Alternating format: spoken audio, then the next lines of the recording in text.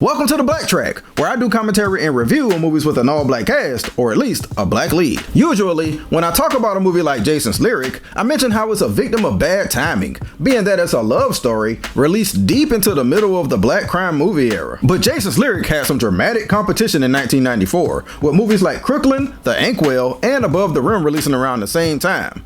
But Jason's Lyric also had a trick up his sleeve. Sex. Gratuitous sex.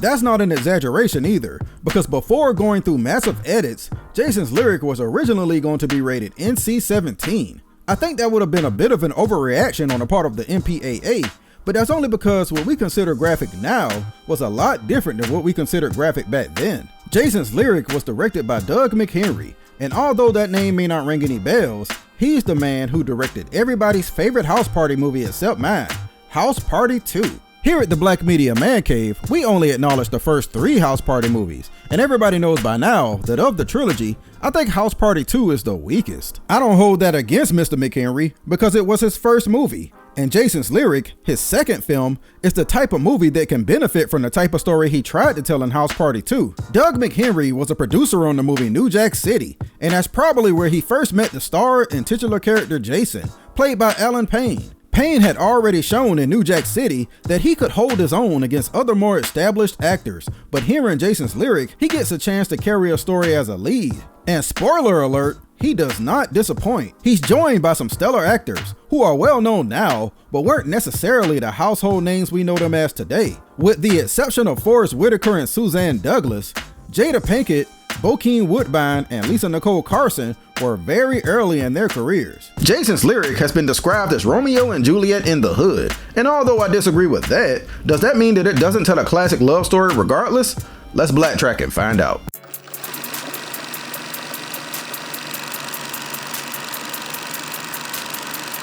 Jason's Lyric is another in a long line of movies that begins at the end of the movie. But since it's shot in a clever way, and you would never know it was the end until you saw the entire movie, I'm alright with it. What I'm not alright with is those terrible Hollywood Southern accents. Memories won't let you forget. They have a way of boomeranging, changing a life forever. Why are they always so bad, man? It's like they never heard somebody south of the Mason-Dixon talk. It makes it seem like they have no other way to tell us that it's the South, Texas specifically, than to use those cartoon-sounding accents. Anyway, look at this guy, being a great father. You don't see that too often in these kind of movies. Everything is off to a great start. He takes his kids out to a field to see a plane they lovingly call the Rainmaker water the flowers. Yeah, you better hope that's water. Yeah, toxins. It's a beautiful scene, with the father being played by the great Forrest Whitaker, but it's short-lived. I only wish he had a better name other than Mad Dog. Like, I'm assuming he had a normal name at some point, right? Like Rufus or something? But the movie never says. I assume they didn't start calling him Mad Dog until he came back from the Vietnam War all jacked up, mentally and physically. It's the 70s, I think. And he's trying to ease his way back into being a good father and husband, but that pesky alcohol gets in the way. Get it together, Mad Dog. You're married to Suzanne Douglas, for God's sakes. Douglas is Mama Gloria, and she's struggling to hold it together and take care of her 2 sons, Jason and Joshua, especially seeing as Joshua can't control his mouth. Why can't he just leave us the fuck alone? Joshua, you watch your mouth. Oh, peanut head ass little boy. Oh wow, check out the baby hair edges. Damn, ain't nothing new and original. Forrest Whitaker is barely in this movie, but yet his presence holds the entire thing together, and his inability to deal with the love and the loss of his family is the main theme of the film. Love and loss. Remember that. When I say barely, I mean Forrest Whitaker is barely in this movie, with probably a combined 7 minutes total, if that. But even saying that, he also arguably has the best performance in the entire film, really going all out, convincing us that he's a struggling war veteran. This scene in the hotel alone is like a one-man show, and one of the best montages I've ever seen. It tells you everything you need to know about the character with very few words and in almost less than 1 minute. We see all the signs of alcoholism, PTSD, and mental illness. This is masterful storytelling without wasting a bunch of time and scenes explaining every single thing going on in Mad Dog's life. The cinematography in this movie is excellent. It's all capped off when Mad Dog shows up to Gloria's house drunk off his ass, trying to get her to take him back. He gets abusive, and off camera, he's shot and killed. But at this point, we don't know who done it. So Jason's lyric hits us with a little bit of a murder mystery. We jump forward to the 90s, and props to both the makeup and the casting department. First, for making Suzanne Douglas look both in her 20s in the old scenes and damn near in her 50s in the modern scenes. Like, how the hell did they pull that off on a 38-year-old woman? Then extra praise goes to whoever found the two little boys who look exactly like older Jason, played by Alan Payne, and older Joshua, played by Bokeem Woodbine. Jason goes to pick up Josh from prison, and it shouldn't be a shock to anybody that he didn't end up right, with that potty mouth and everything. And let's not forget about the poison water he was exposed to as a child. I also like how it kind of implies that Joshua went to prison for murdering his father, but slow down, it wouldn't be much of a mystery if it was that easy. This movie is about Jason though, and the internal conflict he has is that with the death of his father, he's basically forced to become the man of the house. I mean, he already was that even before Mad Dog died, but with Josh being so hard-headed, he feels obligated not only to his mother, but also to his little brother. Now I know it's easy to pile up on Josh and blame his ignorant ass for everything, especially for messing up his welcome home party by getting drunk. But he's clearly dealing with some kind of issues that the movie doesn't address, and that pretty much mirrors the reality of the character. None of his issues were addressed as a child, which I'm sure includes some PTSD and probably mental illness, on top of some special needs issues. Gloria was also so wrapped up in her own depression that Joshua's problems went undiagnosed. So just remember that when it feels like he's just being a dumbass for no reason. And it's not like Gloria isn't trying at all. She obviously loves Joshua unconditionally. If she didn't, she wouldn't have thrown him a party in the first place, or got him a job at her chicken spot she manages. But in keeping with the theme of the movie, her love comes with the cost of loss when Joshua steals from her register, causing her to lose her perfect record of never coming up short. I remember watching this for the first time thinking, damn, she lost her whole job, especially with the way Suzanne Douglas delivers it. But nah, it was just her reputation, which in some cases can be just as bad. And in one day, my child took my 7 years for $10. Like I said earlier, get used to the idea of every display of love in this movie being met with an equal display of loss. You know, when I first saw this, I thought Joshua's friend Rat, played by comedian Eddie Griffin, naturally gravitated to the oldest looking stripper in the club as a joke. But upon subsequent viewings, I realized that everybody in the club is checking this girl out. She's the main event.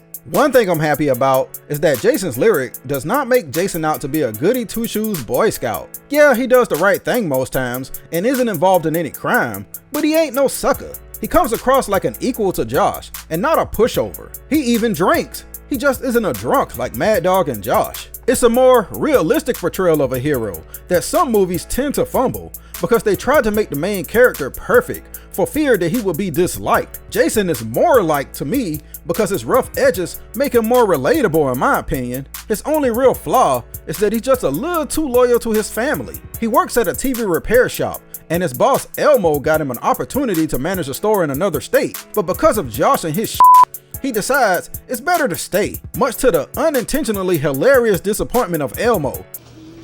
It's that brother of yours, ain't it? Every time he get out, you start fucking up. Hey look, it's Myra. Get them kids away from my TVs, please. Hell, they probably know how to fix a TV better than you. Is my TV ready? Yeah, Elmo, you got to go to work on Myra's TV. I guess it's kind of a good thing that he's gonna stay, because how else will he learn more about Lyric here, played by Jada Pinkett? You know why they call her Lyric? Because she got bars. Don't know, I never flown in a plane before. Sometimes you don't need a plane to fly. Well, if it's meant to be, you'll find me. I'm not really joking about the bars thing, because Jason's Lyric has something of a poetry theme, so in a way, it's kind of a better Poetic Justice than Poetic Justice was. She's actually named Lyric because that was the name of director Doug McHenry's daughter, Lyric McHenry, who sadly passed away in 2018. So it's kind of a cool thing that this movie is a little bit of a dedication to her. Every good movie needs a villain, and although Joshua is a pain in Jason's ass, he's not exactly what I would consider an adversary. No, that honor goes to this guy Alonzo, played by Tretch from Naughty by Nature. I always felt like he completely stole the show, especially for somebody who only had a few small parts before this. He brings the hardcore gangster element that all these movies around this time needed. And the only real problem I have with the character is that he feels a little forced in. He's Lyric's brother, but they couldn't be more different. And despite being related to one of the main characters, he disappears for long stretches and doesn't have a huge bearing on the story. He's still memorable though, all because of Treach's performance. It's the same thing with Lisa Nicole Carson. This movie needed more Lisa Nicole Carson, but she just came here to check some boxes and be Alonzo's hood girlfriend. The best parts is when she gets to play off Eddie Griffin's comedy. What can I get for you, sir? Let me get one of them titties to go, a side of ass, and a cup of them lips. Well, I'm sorry, sir, because they don't have none of that on the menu. They look like they need to be on a tray. Excuse me, is there anybody else in here that can serve this fool? Lyric must have forgotten how small her little city is. You can lay down on the street and end up out of town in this place. So it should come as no surprise that it doesn't take Jason even a day to find her. And not only that, you said, if it was meant to be, I find you. Well, I found you. That's right, you did say that, so why the cold shoulder? Her hesitation has a reason, but the movie doesn't spoon feed it to you. If you read between the lines and pay attention to context clues though, like her saying she don't date no gangsters, you can probably deduce that either she had a boyfriend she loved that she lost to the streets, or she just don't want to deal with nobody like her brother. I'ma go with the former because Jason is nothing like her brother, and she most likely don't want to fall for somebody too good to be true again, only to lose them. Jason is just too legit to quit though. Tell me where you're gonna be so I can be there too. If you go into the market, I wanna be in the same aisle. If you go into church, I wanna be in the back pew. Just want to see you again, that's all. I promise I won't even talk to you. Just want to see you again. Ah, that's smooth. And it works. Well, when? When the sun next leaves footprints across the sky. Excuse me? Bars. Fellas, how far would you go to get a woman? Would you climb a bridge? Well, you will if you're trying to get Lyric. You gotta be in shape for this woman. That's just a bridge too far for me. I just wanted a date, not an audition for American Gladiators. Sheesh. See, the problem with first dates like that is that you always gotta outdo yourself. So the next time, Jason steals a bus to pick Lyric up. Nah, he didn't really steal it. Or did he? I mean, he said he just paid the bus driver for it, but what exactly is the going rate for hijacking an entire bus? And what about the other people who need it? God damn, this bus late than a motherfucker, ain't it? I just got this job. I'm loving the fact that Lyric is teaching Jason things he's never known or ever even thought about, like how to dream. He has constant nightmares and only ever worries about what's happening in his family, so it's a good thing for him to end up with a dreamer who can take his mind to other places. It's not necessarily new. Pretty much all these 90s hood movies have the dumb guy who gets educated by the book smart sister trope. But at least here, it serves a purpose because it becomes a catalyst for Jason to start thinking and dreaming bigger beyond his current situation. That's not the only thing she's teaching him. Now we're getting into why this movie almost got rated out of existence. I have a few thoughts about it though in hindsight. First of all, high definition is quite the invention because had I not watched this in 1080p, I never would have noticed that all these years, Jada Pinkett was wearing a flesh-colored thong. It's common practice in Hollywood, but it was damn near invisible in 380i or whatever VCRs were putting out at the time. Secondly, director Doug McHenry says that his sex scenes were no different than any other films at the time and was a lot less graphic than the violent scene in action movies, and I kinda gotta agree with him. I'd also like to add that this scene is shot in a classy way and not at all raunchy. I think a movie should get points for stuff like that. Lastly, in subsequent interviews, Jada Pinkett has said that she almost turned down the movie because of these scenes, because she was worried about how it would affect her image. I'm sorry, say what, Jada? As opposed to what? This is the 4th Jada Pinkett movie I've done on this channel so far, and this is by far the best representation she's had. In Menace to Society, she was a single mother with a fondness for drug dealers. In A Lowdown Dirty Shame, she was portrayed as a loud and annoying co-worker who was Shame's last option. And in The Inkwell, she was written as a complete villain. Here, she's an educated, hard-working dreamer who just so happens to have sex. The horror. It just goes to show how much some of this stuff was taboo back then. Low key, this movie kinda put her on the map because she got much bigger roles after this film. Anyway, I'll tell you who never cares what role she gets and kills it every time, and that's my girl Lisa. The contrast between the two characters is great because they both want the same thing in a relationship but express it in different ways. And he washed my feet. What? Girl? I just died for a nigga to wash these feet.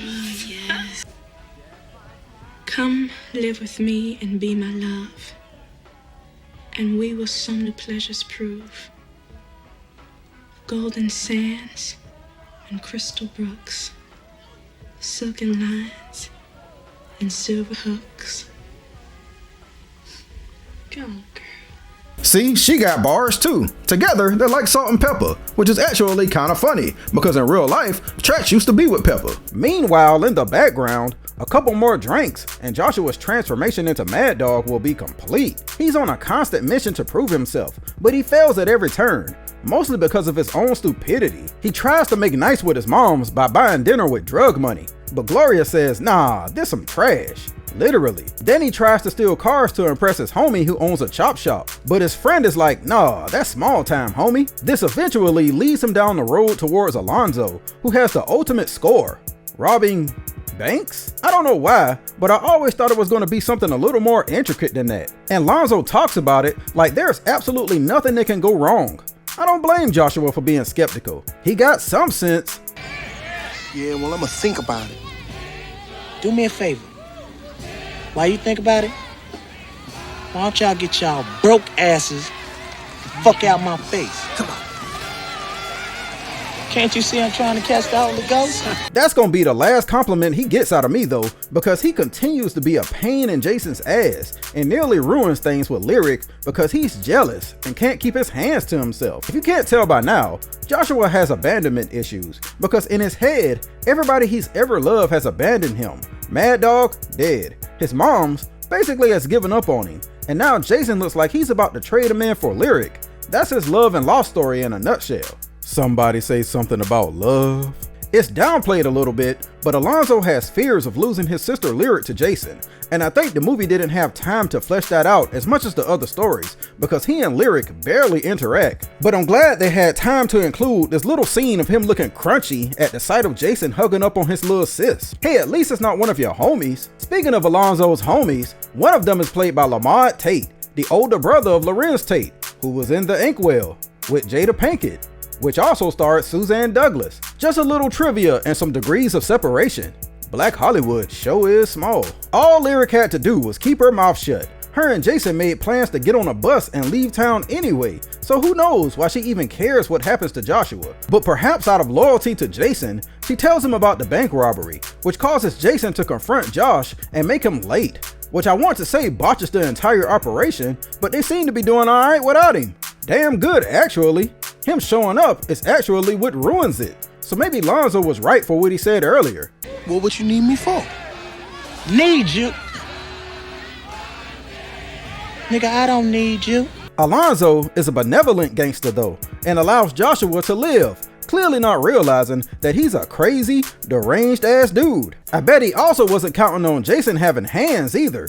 You must have thought this was a Trey and Boys in the Hood situation. Nah, ain't no punch in the air in this movie. These hands touchy-feely, bop bop. Speaking of Boys in the Hood, Jason's I can't take this shit no more scene is a lot better than Cuba Gooding Jr.'s was. Realizing he better have a damn good excuse for why they not leaving on that midnight bus to Georgia, Jason is forced to tell Lyric why it's so hard to leave Joshua and his mother. It's here where we finally get the answer to the mystery, which wasn't too hard to guess, but the movie shows just enough up to this point to make you think it could have been anybody who shot Mad Dog. Turns out, when Mad Dog was beating on Gloria, Josh went and found a gun that was hidden somewhere in the house. Jason tried to take it from him and accidentally shot Mad Dog. That's why he has nightmares and feels like he owes his mother a man of the house and his brother a father. He blames himself for why Josh is so jacked up, but Lyric convinces him that it's not his burden to carry anymore. What's kind of lost in all this is that Jason is hurting too, but he has to stay strong for everybody else. And this is the first time he's able to break down and show some emotion. It's a turning point for the character. That point is driven home even more when his mother absolves him of all wrongdoing and tells him to go on with his life with Lyric. I love the way this scene is shot, with Josh in the background just an earshot. Once again, the camera work in this movie is underrated, and the camera shots tell a story of their own, even if there were no words being spoken. Like this shot here of Josh in front of this broken mirror. It gives off the vibe that his psyche is completely shattered and that he's about to do something unfathomably stupid. This leads to a final showdown at Lyric's house after Josh kills both of Alonzo's homies and takes Lyric hostage. Where's Alonzo at, you ask? Out satisfying this movie's sex quota, that's where. This is a full circle moment for Jason and Josh, because Josh is going full Mad Dog and is even wearing Mad Dog's dog tags from the war. It's like he's possessed. Lyric is a stand-in for their mother, and once again, Jason is faced with the dilemma of basically shooting Mad Dog again and saving someone he loves. But he loves both of them, so what do you do? Well, leave it to Josh to make that choice easy for him. Nothing, man. I've never really been quite sure whether Josh shot her on purpose or not, and maybe it's better that way. Maybe it doesn't even matter, because he's long gone mentally. Regardless, that's enough to break Jason out of Josh's spell, and he carries Lyric out of the house, presumably to the morgue, as we hear a gunshot letting us know that Josh killed himself. But remember when I said that Jason's Lyric starts at the end? Well, the reason I said it can be forgiven is because it's revealed that Lyric actually survived their gunshot. And boy, does she have a story to tell in the future. The movie ends with them leaving town on a Greyhound as the toxic plane that started all of this comes flying above them, bringing the entire movie full circle. But wait a minute, the cops and first responders at the scene of Lyric's house really kind of suck. Y'all see all this carnage and y'all don't detain nobody? And y'all made Jason carry Lyric all the way to the ambulance by himself. The brother can't get a stretcher or nothing? Let's get to the grade.